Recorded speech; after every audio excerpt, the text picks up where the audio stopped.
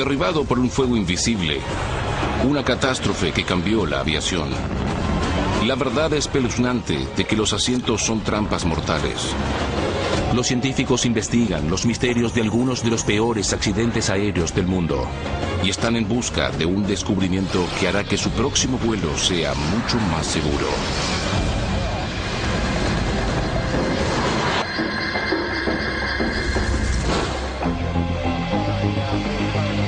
...25 de enero de 1990... mientras la niebla envuelve el JFK... los aviones se amontonan en lo alto. La torre guía el vuelo Avianca 052 para su aterrizaje. A 182 metros, el piloto se encuentra con una ráfaga de turbulencia y aborta el aterrizaje.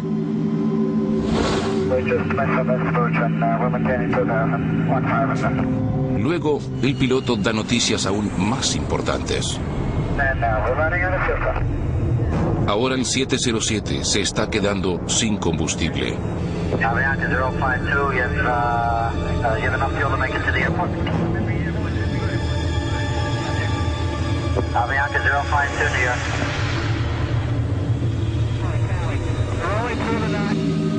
Avianca 052, radar contact lost.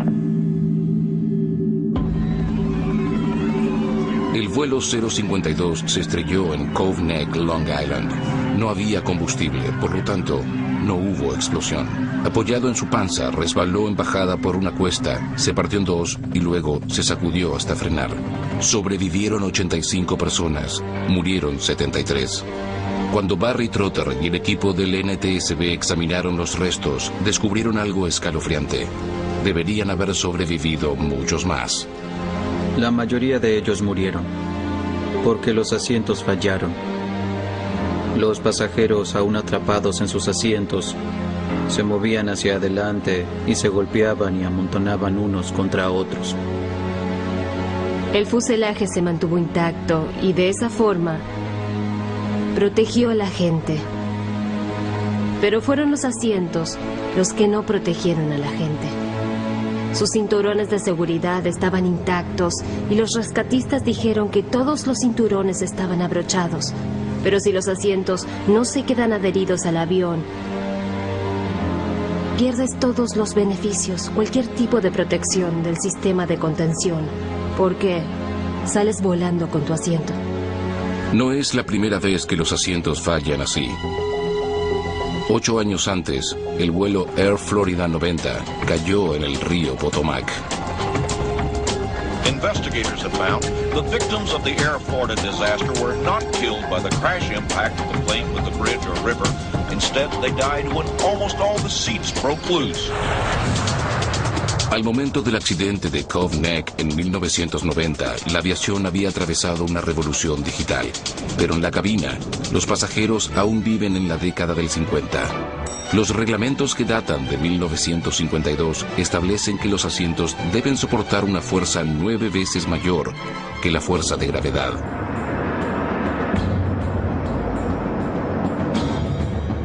Así es como prueban los asientos. Los cargan con un bloque de madera y los mueven en todas las direcciones a 9G.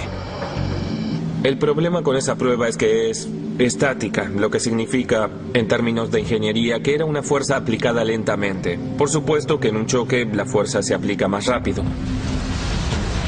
Durante la década del 70, los ingenieros llevaron a cabo todo tipo de pruebas dinámicas, pero solo sobre la estructura, no en los asientos. En 1981, la FAA finalmente abrió instalaciones para probar los asientos en forma dinámica. Este es uno de nuestros mejores videos que ilustran el problema con los asientos 9G. Lo llamamos Freddy Volador. Freddy revela las fallas fatales. Las patas permanecen rígidas en un riel de peso liviano. Al momento del impacto, el riel se tuerce y se destroza. Las patas son de metal frágil. No pueden absorber la energía cinética que reciben durante el choque.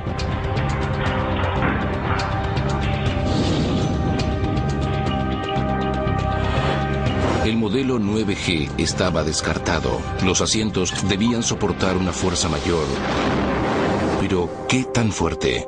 se investigó intensamente para determinar qué nivel de fuerza G experimentaban los pasajeros sobrevivientes de accidentes de avión, y esto se hizo dejando caer fuselajes y a través de demostraciones de impacto controlado.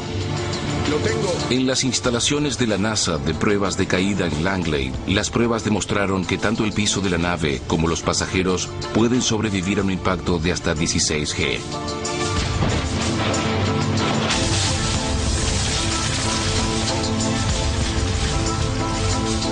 La FAA establece un nuevo objetivo de gravedad, pero se enfrenta con un desafío aún más grande: diseñar un asiento que pueda recorrer el riel a 13 metros por segundo y sobrevivir a una detención súbita equivalente a un impacto de 16 G. La estructura del asiento necesitaba ser fuerte y liviana. Así que eso terminó siendo una situación sin solución. Si resultaban fuertes haciéndolos más pesados, en el momento de la prueba dinámica, ese peso se volvía en contra. Los fabricantes de asientos traían prototipos. Los poníamos en nuestra catapulta de prueba e invariablemente se desprendían y salían volando de la catapulta. Mientras las pruebas continuaban, las flotas mundiales seguían volando con asientos 9G, el estándar impuesto en 1952. Finalmente, en 1986, el avance. Y así es como lo hicieron. Primero, colocaron una tachuela flexible en la parte inferior de la pata del asiento.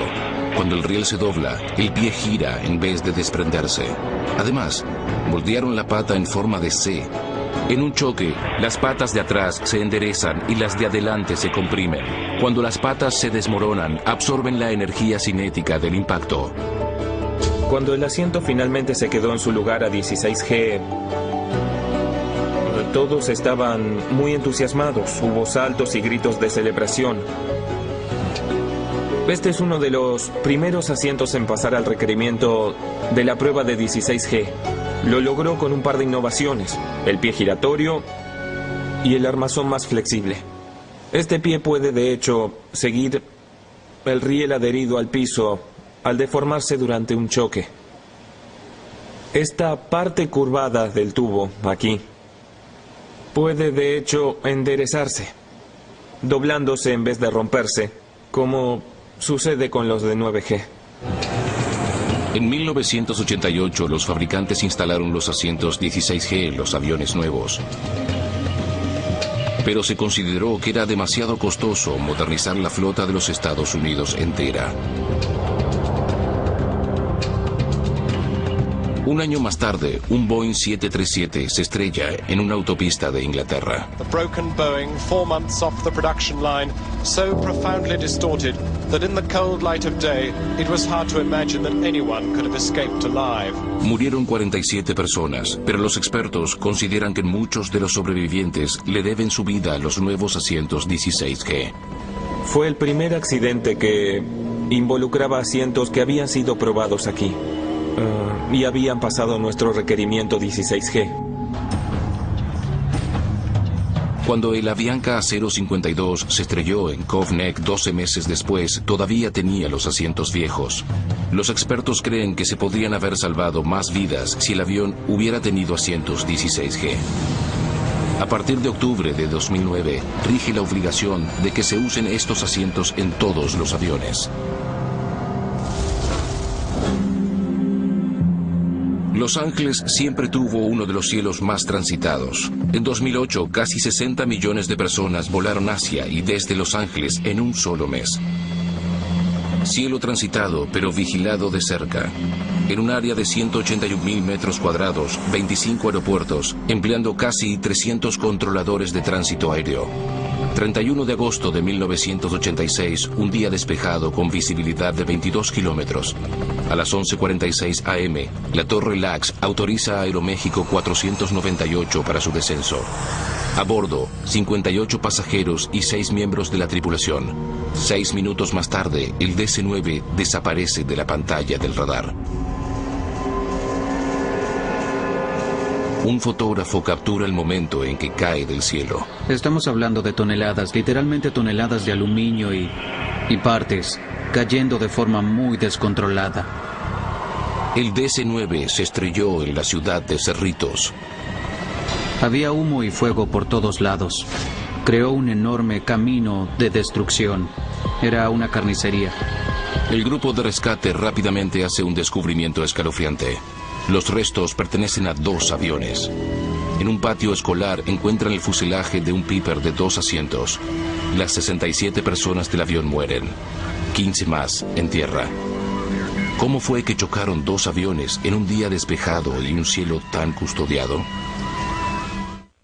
Chocaron 2 aviones en el aire sobre Los Ángeles. Los investigadores deben averiguar por qué. Inspeccionan los registros de vuelo y descubren que el Piper despegó del aeropuerto Torrance 12 minutos antes del choque. Asciende a la altitud incorrecta e ingresa a la terminal de control aéreo de LAX, volando justo hacia la ruta que recorre el Aeroméxico 498. El controlador de tránsito aéreo no sabía que estaban allí.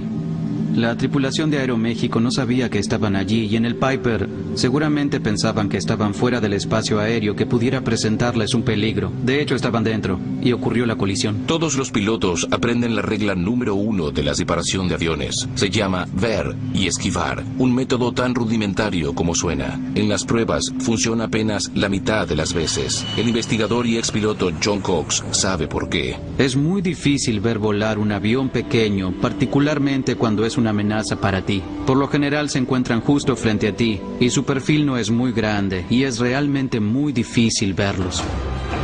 2 aviones vuelan sobre Arizona en un curso deliberado de colisión. Nos acercamos a otra aeronave, está a unos 27 kilómetros y nos estamos acercando a 400 nudos, algo más de 720 kilómetros por hora.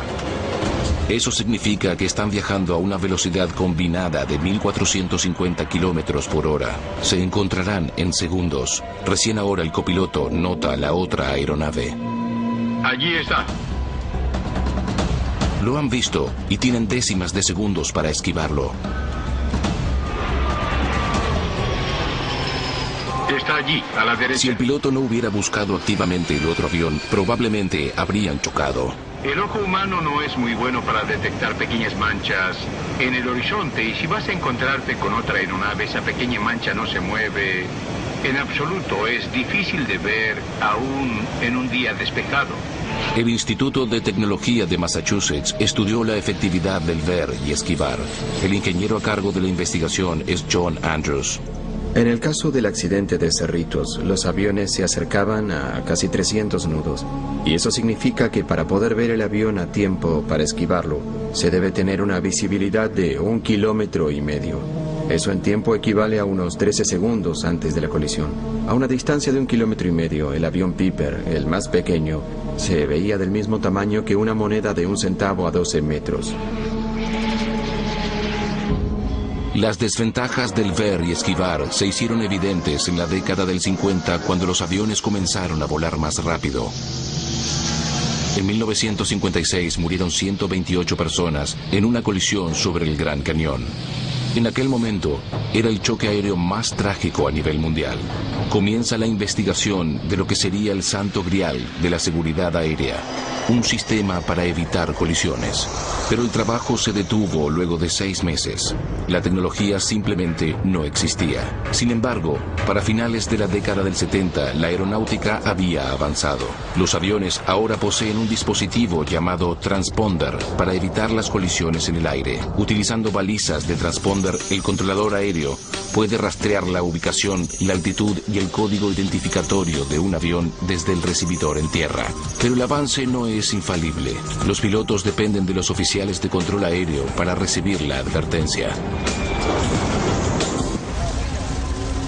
1978, un 727 colisiona con un Cessna de motor simple a punto de aterrizar en San Diego. Mueren 137 personas. Movilizados por la tragedia, el equipo de John Andrews trabaja para desarrollar un sistema para prevenir colisiones. El objetivo: desarrollar un sistema de advertencia en la cabina que alertará a los pilotos de la existencia de aviones cercanos. Tuvieron que pasar por cientos de horas de pruebas para llevar el sistema al punto en que se pudiera asegurar que si lo instalaba, funcionaría. Andrews probó su prototipo en la reconstrucción del vuelo fatal de San Diego. Equipamos un 727 y un avión pequeño exactamente con el mismo tipo de aeronave que colisionó. Y volamos con el equipo de TCAS activo para probarlo y determinar si la parte electrónica del sistema era lo suficientemente buena como para prevenir el accidente. Nuestra conclusión fue que lo era, que lo hicimos, que podíamos hacerlo con los transponders existentes.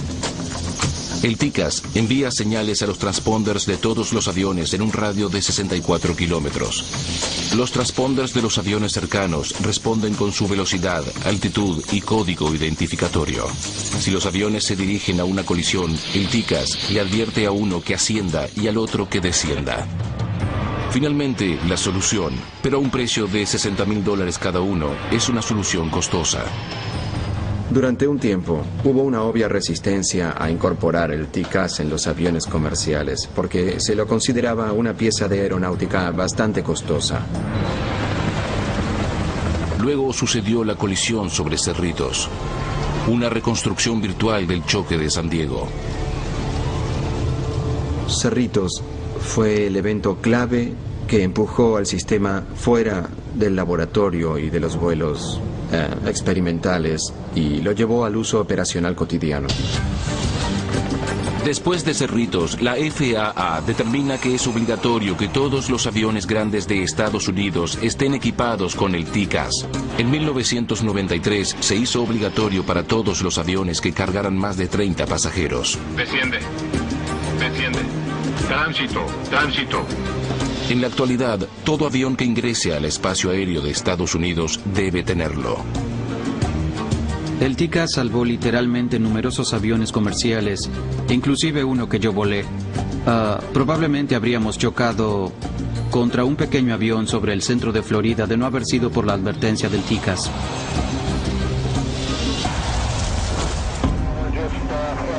Primero de junio de 1999, el vuelo de American Airlines 1420 de Dallas-Fort Worth se prepara para aterrizar en Little Rock.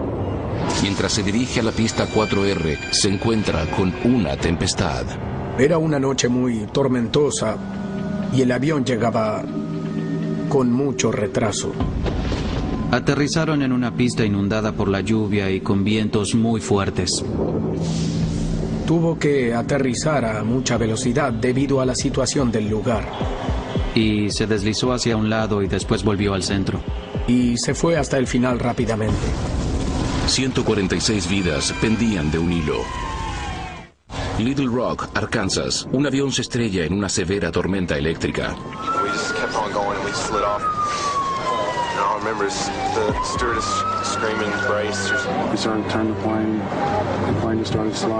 I just held on and prayed that I would see my parents.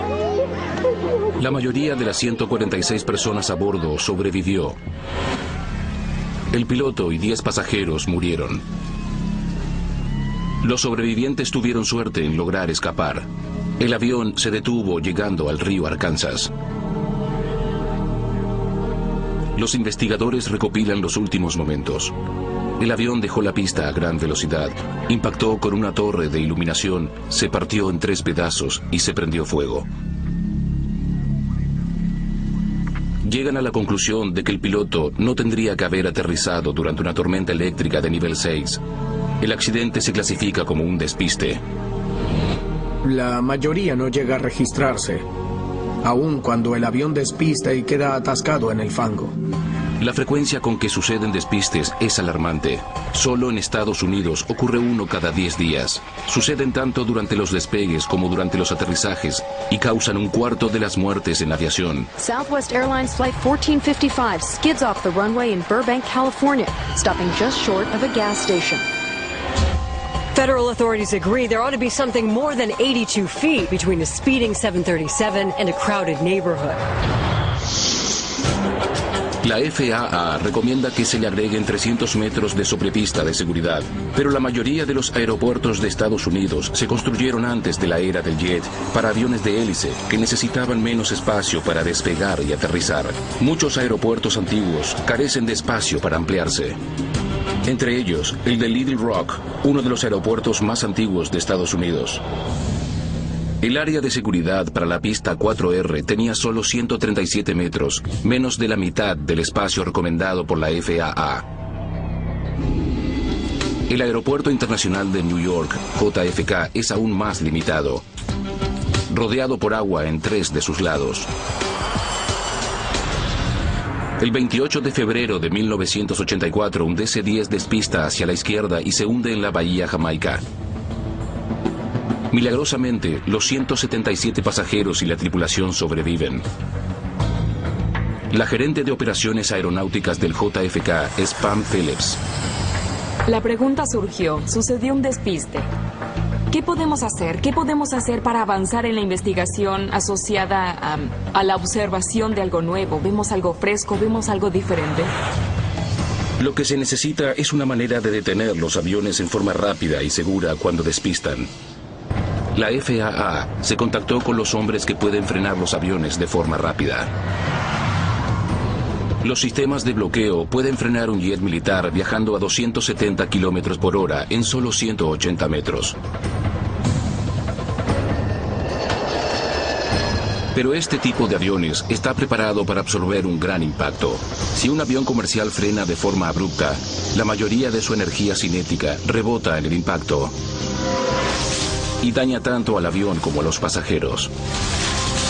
Lo que se necesita es algún tipo de material que pueda absorber la mayoría de la energía del impacto y hacer frenar al avión de forma controlada. La FAA se interesó particularmente en algo llamado espuma fenólica. Es liviana, rígida y plegable.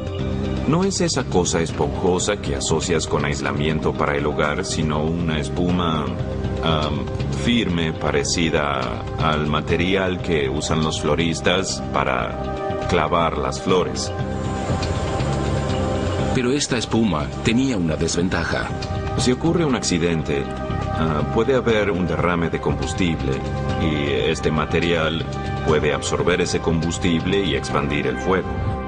Era un inconveniente, pero no renunciaron a la idea de la espuma. Contemplaron la posibilidad de la Foamcrete, una mezcla especial de hormigón con jabón líquido que a su vez atrapa las burbujas de aire en la mezcla. Es duro, pero mucho más liviano que el concreto, porque está lleno de aire y no se incendia. Creímos que habíamos encontrado algo con este nuevo material celular. En esencia, es un material fuerte en algunos aspectos, pero muy frágil en otros. Lo suficientemente fuerte como para soportar una velocidad de 185 kilómetros por hora y la temperatura extrema de la mayoría de los aeropuertos de Estados Unidos. Las pruebas por computadora sugirieron que también es lo suficientemente débil como para alivianar el peso del avión. Cuando la Foamcrete se aplasta, absorbe la energía de empuje del tren de aterrizaje y frena el avión lentamente. Es como tratar de montar una bicicleta en la arena. En la teoría funciona, pero ¿qué sucede en la pista? El gran día fue allá por mayo de 1996, cuando mandamos a construir un colchón de espuma de 115 metros de largo y 12 de ancho. De hecho, pedimos prestado un Boeing 727.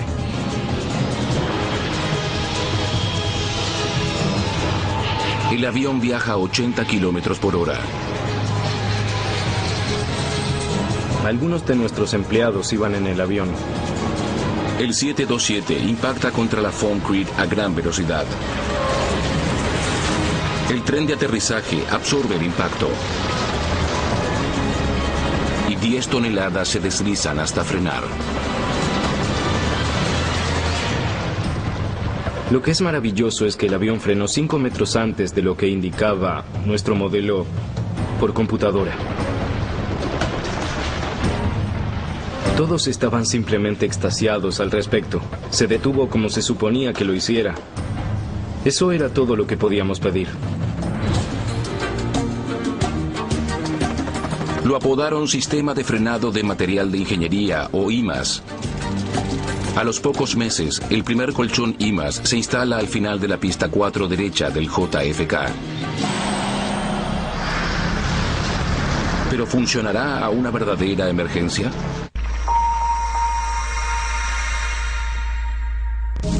Para evitar los despistes, el JFK instala un colchón de Foamcrete. Durante 3 años, nadie utilizó el colchón. Y en 1999, Pam Phillips recibe una llamada. Fue el Día de la Madre en 1999. Era un día muy parecido a este, lluvioso, y nunca olvidaré cuando recibí la llamada. Un avión de cabotaje despistó y terminó en el colchón IMAS. Vine aquí al JFK y pregunté, ¿están todos bien? No había heridos, no había daños en la aeronave. Todo lo que esperábamos luego de las pruebas e investigaciones se validó allí mismo, con ese incidente en particular. 4 años más tarde, el colchón IMAS frena un avión de carga MD-11. Y en 2005, el IMAS supera su prueba más grande. Detiene un 747 de 300 toneladas que viajaba a 130 kilómetros por hora. Hasta la fecha, la Foamcrete ha sido instalada en 30 aeropuertos de los Estados Unidos, incluso en la pista 4 derecha del Little Rock. Sinceramente creo que el IMAS es probablemente el dispositivo de seguridad más revolucionario de la aviación civil, sin duda, en mis 20 años de carrera, absolutamente.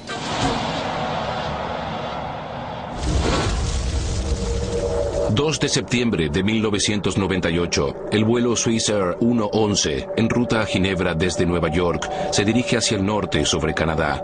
Vuela a 10.000 metros de altura con 229 personas a bordo. El oficial de control aéreo Bill Prickle está terminando su turno. A las 10:15 hora local, se nos advirtió que un vuelo de Swissair se desviaba hacia Halifax para un aterrizaje de emergencia. Swissair 111 Heavy is declaring stand after smoke in the cockpit. Request immediate return. Un PAN significa que es algo urgente, pero no una emergencia grave. No pensaron que fuera grave, pero era un avión que estaba a punto de cruzar el Atlántico Norte. Antes de aterrizar, deben tomar precauciones. We must dump some fuel. Maybe do that in this area during the sun. Are you able to take a turn back to the south, or do you want to stay closer to the airport? Start by short. No se sentía urgencia en las voces de los pilotos. No había forma de saber que la situación en el avión estaba cambiando. We are between 12 and 5,000 feet. We are declaring emergency now at time 0124. Swissair 111, check you're cleared to start fuel dump. Cuando el piloto trata de hablar, la comunicación se corta abruptamente. Con todo tipo de contacto perdido, Bill Pickrell solo puede mirar el radar mientras el avión vuela erráticamente hacia el mar y luego desaparece. Lo que siguió fueron más de 5, casi 6 minutos de sentir la impotencia más grande que se pueda imaginar. Temí lo peor, creí que había caído al agua.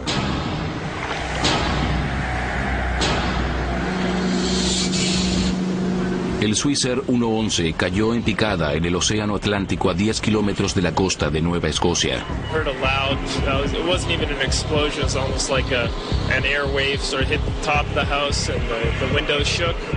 Los lugareños ofrecieron su ayuda de inmediato.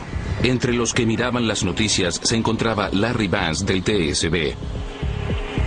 Apareció en las noticias por televisión y le dije a mi esposa, creo que voy a estar involucrado en esto, así que solo esperé la llamada.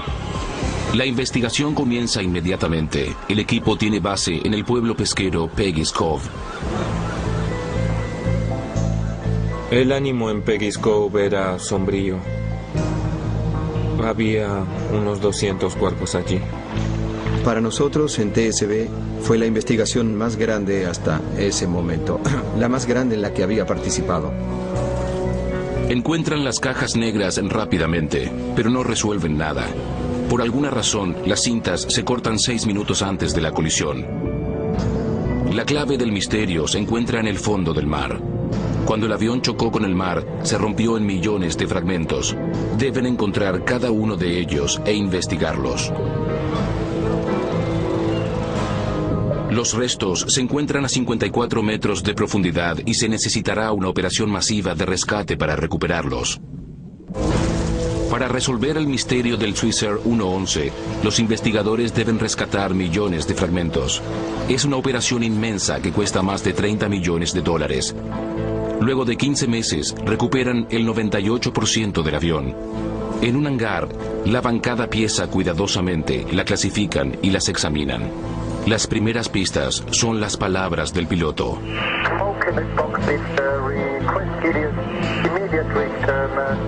La mayoría de los restos están quemados. Hay plástico derretido en la cabina. Los controles están quemados y el cableado destruido. Evidencia de un fuego catastrófico y la razón por la cual los grabadores de información dejaron de funcionar 6 minutos antes del choque. Para señalar la causa del fuego, el equipo reconstruye el frente de 9 metros del avión. Reconstruimos los restos de la carrocería para entender hasta qué punto llegó el daño del fuego. Queríamos establecer dónde comenzó y dónde terminó. La reconstrucción revela que el fuego comenzó sobre la cabina, en el área conocida como el ático, un área que no es visible para la tripulación. Un fuego oculto en un avión es una de las cosas más peligrosas que te pueden suceder como piloto o como pasajero. Si hay fuego en el avión que no puedes detectar, ese fuego, a no ser que se extinga solo o por alguna razón, se extenderá por el avión y eventualmente lo derribará. Si el fuego comenzó en el ático, lo más probable es que haya sido eléctrico. Hay 240 metros de cableado en el avión. Varios de ellos están en el ático. Luego de 4 años de investigación minuciosa, descubren la fuente de la ignición, un trozo de cable del sistema de entretenimiento durante el vuelo. Los investigadores creen que 2 cables carcomieron la cubierta metálica, desgastando el aislamiento. Luego, un arco eléctrico del cobre expuesto comienza el fuego. La llamarada destruye los cables de instrumentos vitales. Fuera de control, el avión cae en picada al océano. El único material cerca del cableado es la manta de aislamiento del avión y no debería prenderse fuego.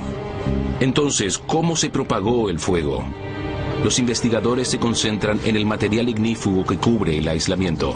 Se llama mylar metalizado.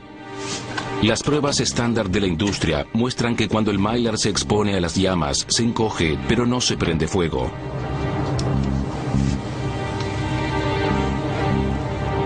Pero hay dudas acerca de la prueba en sí. Hubo informes de que a pesar de las pruebas, el mylar metalizado no es ignífugo. La FAA diseña una prueba más dura que reproduce de forma más precisa a un avión en llamas. Se la conoce como la prueba de calor del panel radiante. Los resultados son estremecedores. El mylar se prende fuego. Estábamos muy preocupados y nos preocupaba que fuera a haber más incidentes. Y a raíz de eso, la FAA publicó una directiva de apto para volar que requería la remoción del mylar metalizado de los más de 700 aviones. Se quita el mylar metalizado de todos los aviones. Los científicos buscan un reemplazo que sea ignífugo.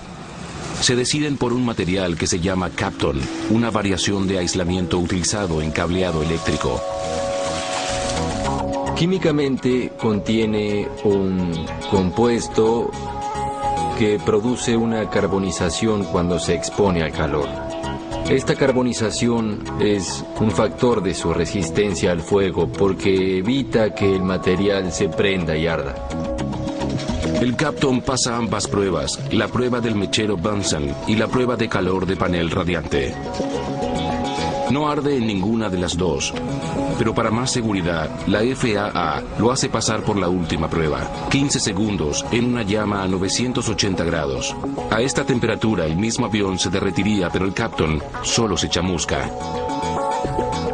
Lo más importante es que una vez que la llama se quitó, no propagó fuego y se autoextinguió inmediatamente. En los Estados Unidos, este increíble material que reviste todo el fuselaje del avión asegurará que el horror de un fuego oculto no vuelva a suceder.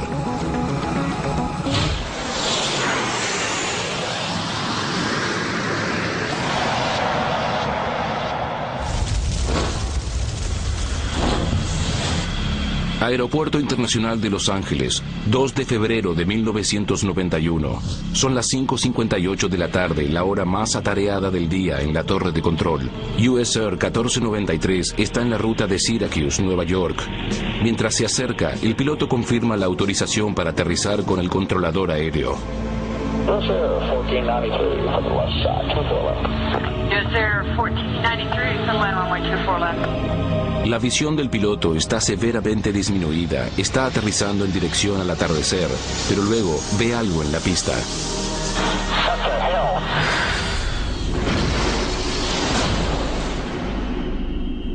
Cuando el equipo de emergencias llega a la escena, descubren algo escalofriante. Firefighters first on the scene didn't even know there was a second plane involved for at least 4 minutes. Then observed the propeller, realized that the propeller didn't belong to a 737, and then went back out on the airport to look for the rest of that airplane. La hélice pertenece a un SkyWest que estaba estacionado en la pista 24 izquierda, esperando autorización para despegar. 12 personas de ese avión mueren. 22 mueren en el 737.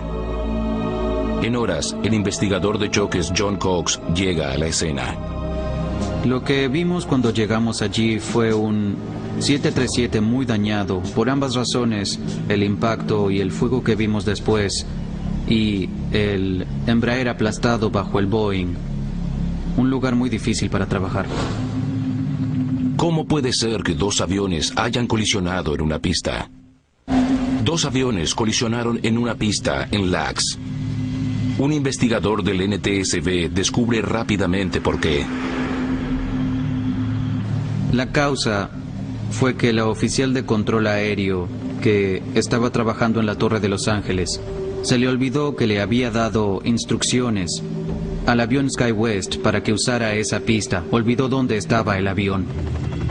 1493, sunline runway 24 left. En ciertos momentos del día, el oficial de control aéreo siente que su cabeza está en una prensa.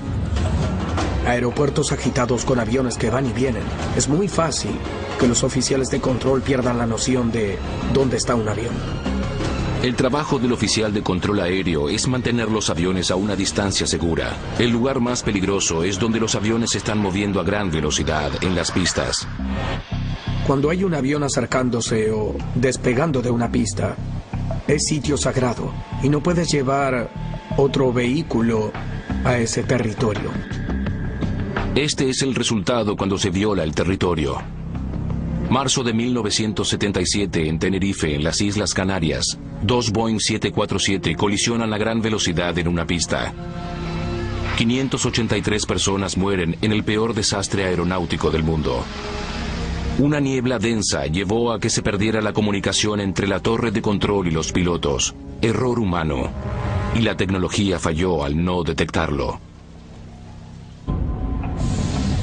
Controlar el tránsito aéreo es uno de los trabajos más difíciles del mundo. Solicita 3400. Cruce a la izquierda y salga de la pista. Cruzar la pista hacia la izquierda sin problemas, porque le daré paso a la Cruce a la izquierda y allí lo estarán esperando para que baje a los pasajeros. Oficiales de control aéreo en aeropuertos grandes como el JFK de Nueva York manejan regularmente 100 vuelos por hora. Desde la década del 50, la mayoría de los aeropuertos están equipados con sistemas de radar para monitorear el tránsito. El radar en tierra envía ondas radiales que se reflejan de vuelta desde el avión. Así se puede saber la posición del avión desde la torre. Pero los oficiales deben empatar cada sonido en el radar con el código identificatorio del avión. Un trabajo muy duro en los momentos de tránsito pesado.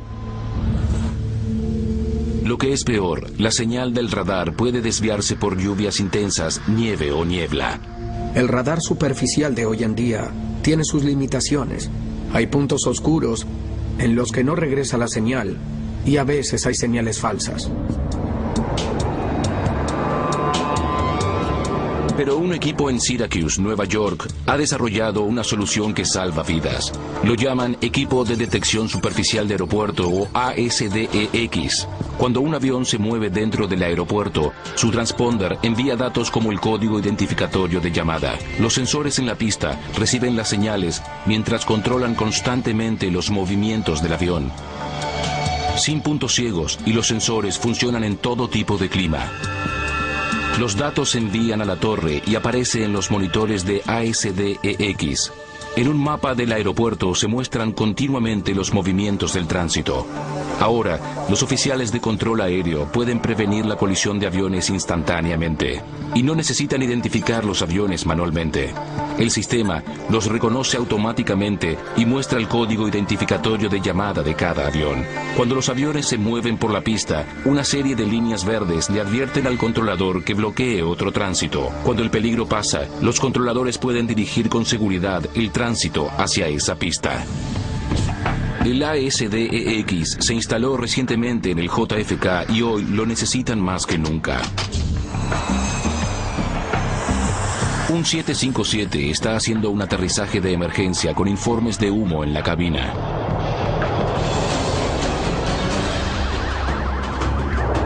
Contacto con tierra a la 121.9, pero quiere que se examine el avión.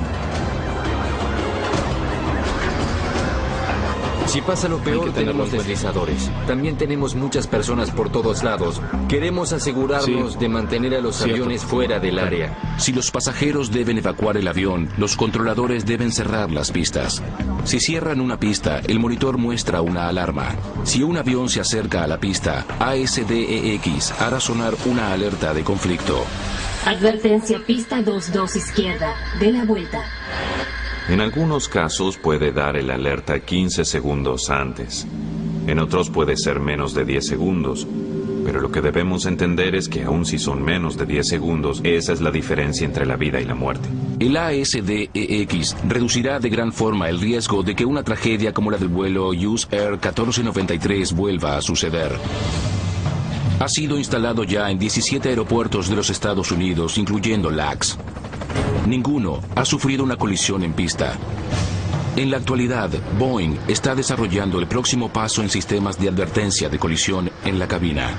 Aquí llega un 777. Confirmado. Están probando el sistema en un vuelo simulado a través de niebla en el aeropuerto de San Francisco. Este va a despegar justo enfrente. Giran hacia la pista 19 izquierda y esperan autorización para despegar. Torre Boeing 001. Estoy esperando autorización para despegar. Sigo esperando autorización para despegar y aún no la tengo. Pero aquí hay un avión justo detrás de mí que se prepara para aterrizar. Está a 4 kilómetros. Torre Boeing 1, vemos tránsito de aterrizaje en la pista 19 izquierda. ¿Quiere que nos retiremos, señor? Perdimos comunicación con la torre. Eso es demasiado cerca para mi gusto. Boeing 1 transmitiendo a ciegas. Vemos tránsito en nuestra cola. Está a 1,5 kilómetros, capitán. Casi 1 kilómetro. Acercándose. Eso es muy cerca, capitán. Sin la advertencia de la cabina, el desastre. En la actualidad, décadas de innovación protegen a aquellos que vuelan contra colisiones en tierra, en el aire, de fuegos ocultos y despistes. Todavía hay algo peligroso si se va a volar: el viaje hasta el aeropuerto. Doblado al español en Civisa Media.